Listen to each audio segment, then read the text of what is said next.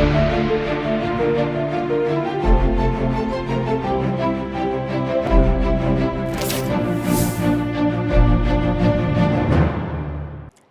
आप देख रहे हैं उत्तर प्रदेश बुलेटिन। मैं हूं आपके साथ ज्योति श्रीवास्तव, जहां हम लेकर आते हैं प्रदेश भर की सबसे ताजा, महत्वपूर्ण और भरोसेमंद खबरें। आज के बुलेटिन में हम नजर डालेंगे राजनीति, प्रशासन, मौसम, अपराध, विकास परियोजनाओं और जनहित से जुड़ी प्रमुख गतिविधियों पर। प्रदेश में दिन भर क्या रहा खास, कौन से बड़े फैसले हुए और किन मुद्दों ने खींचा लोगों का ध्यान। इन सभी अपडेट्स के लिए जुड़े रहिए हमारे साथ। तो चलिए शुरू करते हैं आज का Uttar Pradesh bulletin. UP bulletin में बात होगी महाराजगंज की, जहां शिवनारायण सरस्वती विद्या मंदिर इंटर कॉलेज में भव्य पुरस्कार वितरण समारोह आयोजित किया गया। साथ ही बात होगी उन्नाव की, जहां कीरतपुर गांव के पास तेज रफ्तार का कहर देखने को मिला। ऐसी तमाम खबरों पर विस्तार से करेंगे चर्चा। खबर बलिया से है, जहां महिला आरक्षण बिल को लेकर सियासी टकराव अब सड़कों तक पहुंच गया है। जहां भाजपा विधायक केतकी सिंह के नेतृत्व में सैकड़ों महिलाओं ने विरोध प्रदर्शन करते हुए समाजवादी पार्टी प्रमुख अखिलेश यादव और कांग्रेस नेता राहुल गांधी पर महिला विरोधी होने का आरोप लगाया। इस दौरान प्रदर्शनकारियों ने दोनों नेताओं के पुतले फूके और जोरदार नारेबाजी की। केतकी सिंह ने कहा कि नारी शक्ति के अधिकारों में बाधा डालने वालों को देश की महिलाएं कभी माफ नहीं करेंगी और महिला आरक्षण को हर हाल में लागू कराने की बात कही। आप लोगों ने प्रदर्शन किया, क्या रहा आज का? जिस तरह हमारी आबादी का अधिकार छीनने का काम समाजवादी पार्टी, कांग्रेस पार्टी और अन्य प्रमुख विपक्षी दलों ने किया था, जब श्रीमान नरेंद्र मोदी जी के नेतृत्व में महिला आरक्षण बिल जो 16, 17, 18 तारीख को पारित होने वाला था और हम महिलाओं को न्याय मिलने वाला था इतने वर्षों के बाद, उस न्याय में ये रुकावट ही नहीं बने, बल्कि मैं तो कहूँगी कि बहुत बड़ा स्पीड ब्रेकर बन गए। और जो हम लोग अब जिस तरह विधानसभा या लोकसभा में जाकर अब हम कानून बनाने या पॉलिसी मेकिंग में हम अपना भागीदारी दे सकते थे, हम अपनी सहभागिता बढ़ा सकते थे, समाज को और सुदृढ़ कर सकते थे, समाज को और संवेदनशील कर सकते थे, कानून को संवेदनशील कर सकते थे, महिलाओं और बच्चों के प्रति जो अपराध होते हैं उसके प्रति हम सख्त कानून बना सकते थे। ऐसे सारे अवसरों से हम सभी महिलाओं को इनकी वजह से हम लोग को पीछे रहना पड़ा और ये हमारा अधिकार, हमारा आरक्षण हमसे छीनने का इन्होंने काम किया है। उसी के विरोध में आज हम लोग यहाँ विरोध प्रदर्शन। किसका संदेश है इस प्रदर्शन का, विरोध प्रदर्शन का क्या संदेश है? इसका एक ही मैं संदेश देना चाहूँगी समस्त विपक्षी पार्टियों को, विशेषकर समाजवादी पार्टी, कांग्रेस पार्टी को, कि आपने महिलाओं की ताकत को अभी समझा नहीं है। आपके परिवार की जो महिला है वही महिला नहीं होती, बल्कि समाज की हर एक महिला के अंदर वही प्रतिभा और वही ऊर्जा है। और जिस तरह आपने महिलाओं के साथ धोखा दिया है, उनके पीठ पे जो आपने खंजर भोंका है, वह महिलाएं आपको आगामी चुनाव में आपको उत्तर देंगी। और इसका उदाहरण आप अभी बंगाल चुनाव में ही देखेंगे। बंगाल चुनाव के जब परिणाम आएंगे तो महिलाएं अपना विरोध अपने वोट के बल पर आपको देकर ये साफ संदेश देंगी कि आपने महिलाओं के साथ अच्छा नहीं किया।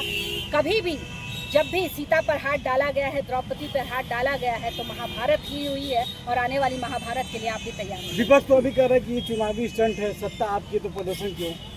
विपक्ष के पास ही एक काम ही है कि वो हर बात के लिए जो भी अच्छा काम श्रीमान नरेंद्र मोदी जी करते हैं उसके पीछे ये खड़े हो जाते हैं, उसको किस तरह उस काम को खराब करें, यही इनका उद्देश्य रहता है। और अगर विपक्ष के मन की मंशा साफ ही थी तो क्यों नहीं वह मान गए और महिला आरक्षण बिल को पास होने दिया उन्होंने? क्यों वह तरह तरह के एक एक टेक्निकल पॉइंट लेकर आए, जबकि वहाँ पे सदन में खड़े होकर गृह मंत्री जी ने स्वयं कहा कि मैं 1 घंटे के अंदर जो भी आप मांग कर रहे हैं मैं उसको सही करके 1 घंटे में लेकर आ रहा हूँ। क्या अब तब आप ये बिल पास करेंगे? उसके बावजूद कांग्रेस वहाँ से दुम दबाकर भाग गई। तो इसका ये साफ ये नियत दिखा रहा था कि उनकी नियत में था ही नहीं कि ये बिल वो पास करे। मैम, कांग्रेस नेताओं का कहना है कि यह बीजेपी की सोची समझी साजिश है।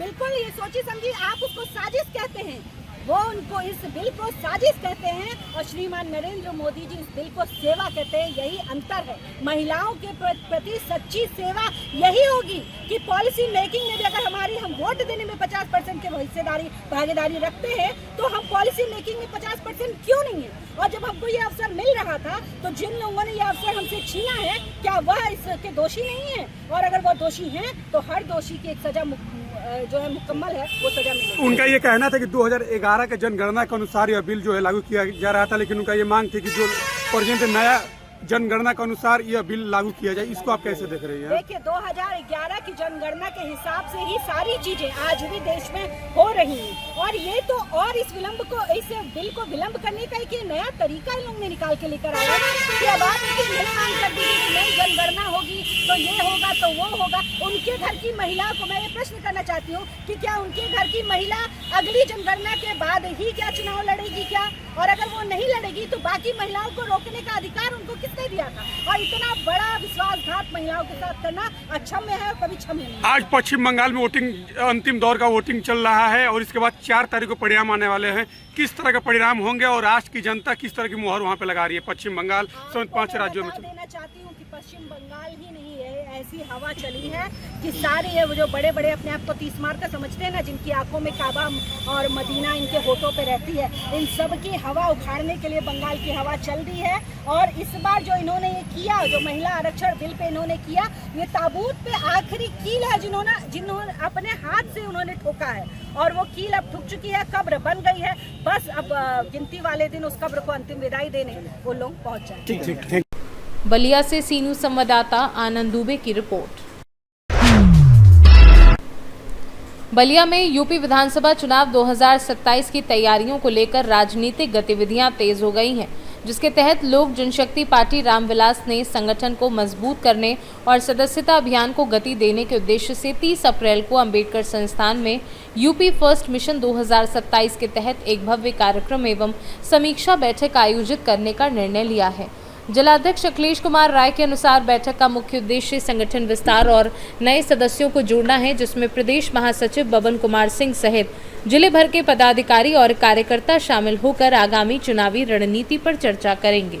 परिचय बता दें। मैं डॉक्टर अखिलेश कुमार राय, लोजपा जिलाध्यक्ष बलिया। अभी किस तरह का कल का कार्यक्रम का आयोजन किया जा रहा है? काफी भव्य संगठन का समीक्षा बैठक है। केंद्रीय नेतृत्व के दिशा निर्देशों के क्रम में पूर्वांचल के 24 जिले में एक दिन, एक तिथि, एक समय पर निर्धारित किया गया है। समीक्षा बैठक है। उद्देश्य है विधानसभा चुनाव 2027 जी। केंद्रीय नेतृत्व का नारा यूपी फर्स्ट, यूपी वाले फर्स्ट के तहत कार्यकर्ताओं को एकत्रित कर समीक्षात्मक कृति अपनाई जाएगी। कैसे देखते हैं 2027 का चुनाव? कितनी इस बार की चुनौती देख रहे हैं आप? निश्चित तौर पर हम उस वृत्ति में सफल होने जा रहे हैं जी। समीक्षा उसका आधार बनेगा। कल के बाद बोध होगा उत्तर प्रदेश शासन से में समन्वय की हुई समस्त पार्टियों को और सत्ताधारी पर। लगातार देखा जा रहा है कि आप लंबे समय से बांहटी विधानसभा से लगातार आप अपना एक तरह से उम्मीदवारी भी ठोक रहे हैं। कैसे देखते हैं बांहटी विधानसभा में अपने आप को? एनडीए के समर्थन में उम्मीद है कि सिंबल मिले तो हम प्रयास करेंगे। ठीक, जो भी प्रयास होगा एनडीए के सिंबल से। वैसे उत्तर प्रदेश में हमारा समझौता नहीं है, केंद्र में समझौता है जी। और आगे देखें जैसा केंद्रीय नेतृत्व का दिशा निर्देशों का पालन किया। ठीक। बलिया से सीनू संवाददाता आनंद दुबे की रिपोर्ट। स्मार्ट मीटरों के खिलाफ कमालगंज नगर में जनता का गुस्सा खुलकर सामने आया, जहां आधा सैकड़ा से अधिक लोग तपस्वी वाले बाग से पावर हाउस तक सड़कों पर उतरकर विरोध प्रदर्शन करते हुए स्मार्ट मीटर नहीं चाहिए के नारे लगाते हुए नजर आए। प्रदर्शनकारियों ने प्रीपेड स्मार्ट मीटरों से हो रही परेशानियों को लेकर आरोप लगाया कि बिना सूचना के बिजली आपूर्ति बंद कर दी जाती है, जिससे उपभोक्ताओं को भारी दिक्कतों का सामना करना पड़ रहा है। इसी को लेकर नगरवासियों ने ज्ञापन सौंपते हुए मांग की कि सभी प्रीपेड मीटरों को तत्काल प्रभाव से पोस्टपेड में बदला जाए। साथ ही चेतावनी दी कि यदि जल्द समाधान नहीं हुआ तो विभाग के खिलाफ बड़ा आंदोलन किया जाएगा। मेरा नाम अजय कुमार दिवाकर, वार्ड नंबर 5 से सभासद हूँ, अशोक नगर कमालगंज। ये जो आज आप लोग पावर हाउस आए थे, क्या मसला है? इसमें जो स्मार्ट मीटर लगे हैं, इसमें लोगों का रिचार्ज भी रहता है, उसके बाद भी बत्ती चली जाती है, प्रॉब्लम्स आ रही है, इसलिए सारे लोग इकट्ठे होकर ज्ञापन देने के लिए आए। तो ज्ञापन किसने लिया है? ज्ञापन देने के लिए अशोक सभासद, मैं और मेरे साथ ये आम पब्लिक वार्ड की। तो आपको यहाँ मिला कौन? यहाँ कोई भी जिम्मेदार कर्मचारी नहीं पाया गया, ना ही जेई है ना ही एसडीओ है। जेई साहब से, एसडीओ साहब से आपकी बात हुई थी? फोन पे बात हुई है, वो लोग छुट्टी पे हैं। तो दोबारा आप कब तक आंदोलन 2 चलेगा? तारीख को उन्होंने कहा कि हम वापस आएंगे ड्यूटी पे। अगर 2 तारीख को सब लोग इकट्ठे होंगे फिर दोबारा से आने की उम्मीद अच्छा, अगर ये प्रीपेड मीटर नहीं हटते हैं तो आप लोग आगे क्या करेंगे? है। आगे के बड़े आंदोलन करने की कोशिश रहेगी। भैया क्या नाम है आपका? मेरा अशोक श्रीवास्तव, सभासद अम्बेडकर नगर। किस बात का विरोध जो है वो देखने को मिल रहा है? हम यहाँ जो स्मार्ट मीटर लगे हैं हमारे कमालगंज में, इसीलिए हम विरोध कर रहे हैं क्योंकि इसमें बिना सूचना दिए लाइट काट दी जाती है। चाहे रात हो चाहे दिन हो, 100 रुपये माइनस में होने के बाद लाइट काट दी जाती है। शाम को 200 रुपये डलाओ, सुबह 100 रुपये माइनस और चले जाते हैं। इनका 150-150, 200 रुपये बिल आता था, आज इनका 2-2 हज़ार रुपये बिल आ रहा है। यदि अगर कार्रवाई नहीं होती है, लोग नहीं करेंगे, आगे की क्या आपका? इसका हम आज ज्ञापन देंगे एसडीओ साहब को। अगर कोई कार्रवाई नहीं होती है तो हम इसका आंदोलन बड़ा आंदोलन के रूप में ले जाएंगे इसको। बड़ी संख्या में लोग विरोध कर रहे हैं, किस बात का विरोध है? जी, क्या विरोध करने वाली तो बात है कि पैसे बिल्कुल कम भी होते हैं, 100-200 रुपये भी अगर कम है तो वो भी तुरंत मीटर की लाइट कट जाती है। और कटने के बाद फिर आप जानते हैं कि जनता को परेशानी का सामना बहुत ही ज़्यादा करना पड़ता है। तो इस वजह से हम लोग ये जो है प्रीपेड मीटर हटवाने की कहाँ से कहाँ के लिए आप लोग जा रहे हैं? हम लोग सीधा विद्युत विभाग जा रहे हैं। विद्युत विभाग कहाँ से शुरू की थी? अम्बेडकर नगर से। अम्बेडकर नगर सबसे पहले बात। कहाँ रहते हो? अम्बेडकर कमालगंज। विरोध प्रदर्शन में आए थे, क्या क्या दिक्कतें स्मार्ट मीटर से आ रही हैं? दिक्कतें इतनी है, बिल तिगुना आ रहा है। लगभग 1 महीने में, अप्रैल महीने में 22-26 जमा कर चुके हैं और 24 तारीख से लगभग 200-250 डेली कट रहे हैं हमारे। और एसडीओ साहब के पास भी आया, उन्होंने कुछ संतोषजनक जवाब नहीं दिया। मैं जे हिसाब से मिले उन्होंने कुछ नहीं बताया। क्या अगला कदम रहने वाला है आप लोगों का? अगला कदम ये है, अगर ये कुछ यहाँ से करते नहीं तो मीटर उखाड़े जाएंगे। फिर मीटर उखाड़े जाएंगे? कौन उखाड़ेगा मीटर? पब्लिक उखाड़ेगी। पब्लिक उखाड़ेगी। आप लोग मतलब मीटर उखाड़ के फेंक देंगे? फर्रुखाबाद से सीनू संवाददाता आदेश कुमार शर्मा की रिपोर्ट। सिसवा नगर पालिका परिषद की वार्ड नंबर 16 सरदार पटेल नगर स्थित शिव नारायण सरस्वती विद्या मंदिर इंटर कॉलेज में वार्षिक परीक्षा के अंक पत्र वितरण एवं मेधावी छात्र छात्राओं के सम्मान में भव्य पुरस्कार वितरण समारोह आयोजित किया गया, जिसमें मुख्य अतिथि राष्ट्रीय स्वयंसेवक संघ के जिला प्रचारक विनय कुमार ने मां सरस्वती के चित्र पर पुष्प अर्पित कर कार्यक्रम का शुभारंभ किया और विद्यार्थियों को अनुशासन, संस्कार व निरंतर परिश्रम का महत्व बताया। कार्यक्रम में नर्सरी से कक्षा 11 तक प्रत्येक वर्ग के प्रथम, द्वितीय व तृतीय स्थान प्राप्त छात्रों को मेडल व प्रशस्ति पत्र देकर सम्मानित किया गया, जहां अंग्रेजी व हिंदी माध्यम के विद्यार्थियों ने उत्कृष्ट प्रदर्शन कर विद्यालय का नाम रोशन किया। वहीं अंत में प्रधानाचार्य अनिरुद्ध चौधरी ने सभी सफल छात्रों को बधाई देते हुए उनके उज्जवल भविष्य की कामना की और कहा कि ऐसे आयोजन विद्यार्थियों को बेहतर करने के लिए प्रेरित करते हैं। इस अवसर पर विद्यालय के प्रबंधक शिव कुमार सिंह, गोपाल दुबे, धर्मराज खरवार, रामदास, रोहित कुमार सहित अनेक शिक्षक, अभिभावक व गणमान्य लोग उपस्थित रहे। महाराजगंज से सीनू संवाददाता मनीष कुमार कन्नौजिया की रिपोर्ट। उन्नाव के बिहार थाना क्षेत्र में कीरतपुर गांव के पास तेज रफ्तार कहर देखने को मिला, जहां बुलेरो और डंपर की जोरदार टक्कर में बड़ा सड़क हादसा हो गया। टक्कर के बाद बुलेरो खंती में जा गिरी और उसके परखच्चे उड़ गए। इस दर्दनाक घटना में 6 लोगों की मौके पर मौत हो गई, जबकि 3 घायलों का जिला अस्पताल में इलाज चल रहा है और एक की हालत गंभीर होने पर उसे कानपुर रेफर किया गया है। बताया जा रहा है कि सभी बुलेरो सवार मुंडन संस्कार से लौट रहे थे और हादसे के बाद परिजनों में कोहराम मच गया है और रो रो कर उनका बुरा हाल है। वहीं मुख्यमंत्री योगी आदित्यनाथ ने घटना का संज्ञान लेते हुए अधिकारियों को आवश्यक निर्देश दिए हैं। दिनांक 29 अप्रैल 2026 को समय करीब 10 बजे बिहार थाने पर सूचना प्राप्त हुई कि बक्सर की तरफ से एक बोलेरो ग्राम कीरतपुर के सामने एक ट्रक को ओवरटेक कर रही थी। सुमेरपुर की तरफ से आ रहे ट्रक में टकरा गई और जिससे असंतुलित हो गई। पुनः उसी ट्रक में टकरा गई जिसको ओवरटेक कर रही थी।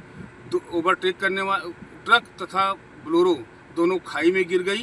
बोलेरो पूरी तरह क्षतिग्रस्त हो गई। उसमें बैठी 3 महिलाओं की मौके पर मृत्यु हो गई।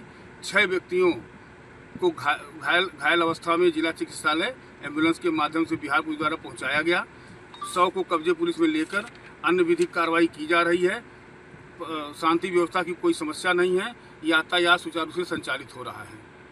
दिनांक 29 अप्रैल 2026 को समय करीब 10 बजे थाना बिहार क्षेत्र अंतर्गत बक्सर सुमेरपुर मार्ग पर ग्राम सुमेरपुर के पास ओवरटेक करते समय एक ट्रक और बोलेरो में टक्कर हो गई, जिससे चंडिका देवी मंदिर से मुंडन कराकर लौट रहे 11 लोग गंभीर घायल हो गए। प्राप्त सूचना पर थाना बिहार पुलिस द्वारा तत्काल मौके पर पहुंचकर सभी घायलों को सीएससी सुमेरपुर भेजा गया, जहां 3 महिलाओं को मृत घोषित कर दिया गया तथा 8 घायलों को जिला चिकित्सालय रेफर किया गया, जहां दौरान इलाज 3 घायलों की मृत्यु हो गई तथा 5 घायलों का इलाज अभी जारी है। थाना बिहार पुलिस द्वारा कुल 6 मृतकों के शव को कब्जे में लेकर नियमानुसार पीएम हेतु भेजा गया है। अग्रिम विधिक कार्रवाई की जा रही है। उन्नाव से सी न्यूज संवाददाता नवनीत शुक्ला की रिपोर्ट। फिलहाल के लिए उत्तर प्रदेश बुलेटिन में बस इतना ही। देश दुनिया की बाकी खबरों को जानने के लिए आप देखते रहिए सी न्यूज भारत।